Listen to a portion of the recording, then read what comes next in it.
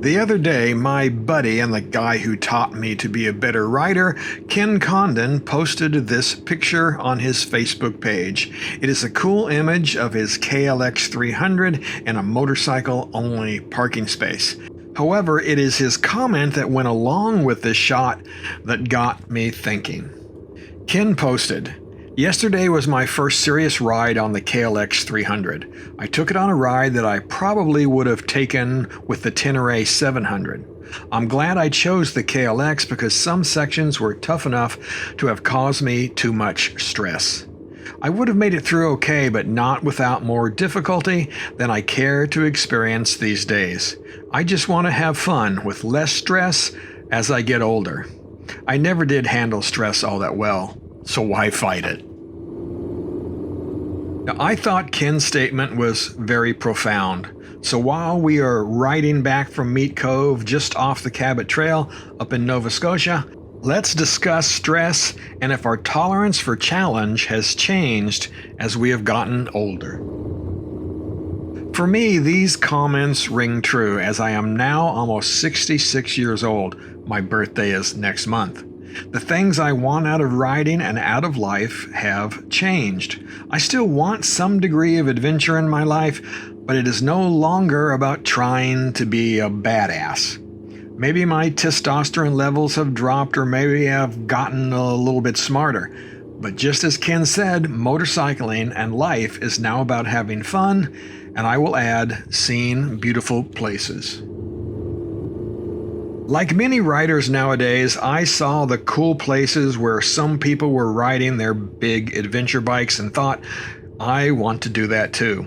The thing, however, was that I didn't start any of that until I was almost 60 years old. I bought my Yamaha Super Tenere in 2015 with no off-road experience whatsoever. I didn't ride when I was younger. I started when I was 19, and then around 24, I stopped for more than 20 years. When I took an off-road class in preparation for going to Alaska in 2017, I ended up coming off the bike twice, flying through my windscreen and giving myself a pretty substantial bruise on my chest, along with a minor concussion. I did learn a lot from this experience and was very confident on our first ride to Alaska, but I have to admit, real off-road riding was much more stressful than street riding for me. In 2020, my friends and I got another wild hair up our butts and decided to get dual sport bikes. The idea was that we were going to ride the Mid-Atlantic BDR and the Northeast BDR. Now, longtime viewers of this channel know that neither of these trips ended well for me. On the Mid-Atlantic BDR, I was doing great, feeling good, but I hit a bunch of loose gravel in a turn and went down hard. To this day, I am not sure what I did wrong. If anything, I slowed, moved my weight rearward, it was a downhill turn, and to the outside of the turn. But still, the rear tire let go and down I went, breaking my left foot and destroying the rotator cuff of my left shoulder. But after surgery and rehab, I tried again on the Northeast BDR. This time I was riding great. In fact, everyone said I was the best in the group.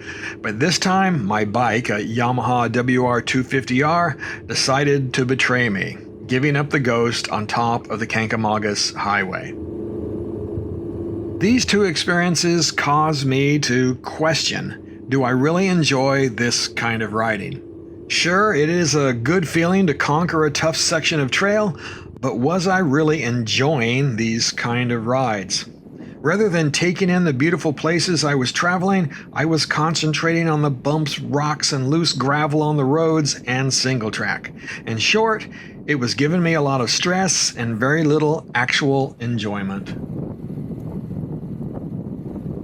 I am just not a thrill seeker or adrenaline junkie, even though some idiot YouTuber or manufacturer's professional riders on closed courses try to tell me I am not a real adventure rider unless I do things way above my skill level.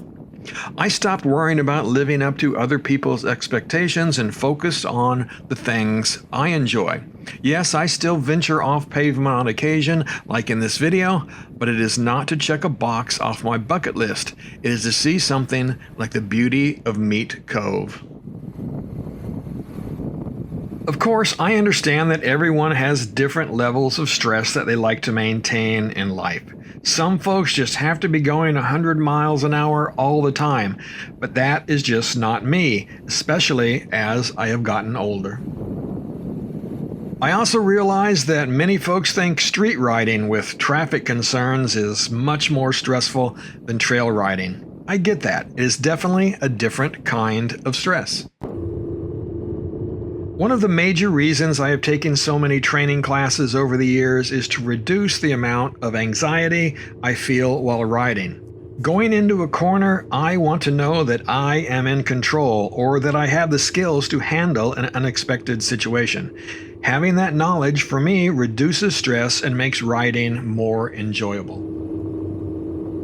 I guess I could say the same thing about off-road riding. I could have taken 10 dual sport classes, but based on my limited off-road experience, again at nearly 60 years old, I was going to have to go through a lot of bumps, bruises, and even broken bones in order to become as competent in the dirt as I feel on the street. And that was just not appealing to me. The decision to stop riding off-road was a risk-reward thing. It is cliche, but we older guys just don't bounce as well and we don't heal as quickly. Some of my friends have described these kinds of choices as risk management decisions. Now, this is not just about off-road riding. On the street, I do not race into each corner and prove that I can double the posted speed limit, dragging my knee and scrubbing off my chicken strips. I mean, hell no, I will leave that to the young bucks with balls of steel. 66-year-old Craig rides within his limits and with a smile on his face. Some people have said the kind of riding I do does not appeal to them. Just thinking about sitting in the saddle day after day for 30 or 60 days and being alone gives them a lot of stress. And for sure, planning and booking ahead just forces you to do dumb things like ride into bad weather or push too hard to make a reservation. But for me, it's just the opposite. I plan my days with distances that I know are easily achievable, even if a problem arises or I find something cool to check out along the way. There is just no need to ride until I'm about to drop or pull into a hotel or campsite after dark. Those things don't make me smile, they just stress me out. As does having to search for a hotel every day.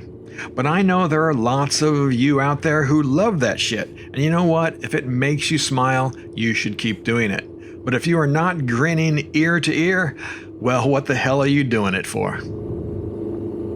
Now, of course, all of this is not just true for motorcycling, it is true for life in general. In my younger years, I thought about the kind of life I wanted in retirement. Back then, my answer was colored by my youth and enthusiasm, as well as my desire to escape the mundane 8-hour per day, 5 days per week work life. I thought I wanted constant excitement and adventure, but now that I am here, well, my desires have changed. Sure, I want to keep squeezing my lemon, as I say at the close of each video, but squeezing doesn't necessarily mean doing fantastic and exciting things every day. I am learning that living a great life is more about attitude than deeds. Living a great life is not about getting up every day and doing something spectacular. It is about being content and grateful for what you have. It is about choosing to do the next best thing each and every day.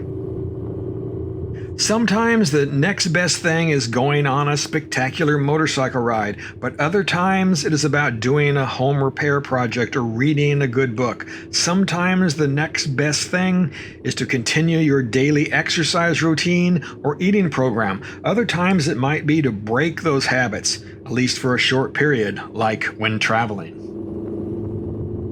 In retirement, at least for me, living stress-free is about giving yourself a break. It is okay if you hire someone to clean your gutters and yes, even work on your bike. You are not a wussy for taking it to the dealer. If you love working on your bike like Robert Persig, well, that's awesome. But if it gives you stress, well, then take it to the dealer. The bottom line here is that we all need to find the level of stress or pain that we want in our lives. Sometimes we must endure pain in order to achieve a goal, like riding through a rainstorm in order to reach your planned stop, or getting into the gym to maintain your health. We all have our tolerances for stress or suffering, and we need to ask ourselves, not just for motorcycling, but for just about everything in life, is the pain worth the reward? For me, the pain of off-road riding was just not worth the reward. I found much more enjoyment traveling on the tarmac. The pain associated with point-to-point travel is worth the reward. But again, that is just me.